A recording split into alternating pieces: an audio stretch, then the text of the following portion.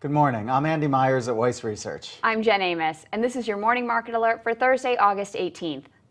U.S. stock futures are pointing to a sharply lower open on Wall Street as concerns about global economic growth reemerge. Investors are also digesting two big economic reports, the July Consumer Price Index and the weekly reading of initial jobless claims.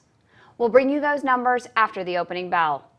Then later this morning, we'll get a look at July existing home sales, along with the Philadelphia Fed's survey of general business conditions. But for now, the focus remains on the global economic picture, and specifically on Europe. Many analysts feel that Eurozone leaders have failed to adequately address the region's sovereign debt crisis. That's putting intense pressure on the European markets today. France's CAC 40 is falling 2.5%, while the Frankfurt DAX is tumbling nearly 4%. It's not just European shares facing selling pressure this morning. Investors are moving away from any assets they perceive as risky. That's weighing on oil prices. Right now, light sweet crude is dropping back below $86 a barrel. But the other side of that coin is a rush into assets perceived as relatively safe. And of course, at the top of that list is gold. After closing at an all-time high yesterday, it's jumping again today and may close above $1,800 an ounce for the first time ever. The search for safety in the asset markets is also favoring U.S. Treasuries and the dollar, which is sharply higher against the euro and British pound, as well as other major rivals. Meanwhile, the yield on the benchmark 10-year Treasury note is now falling to about 2.1%.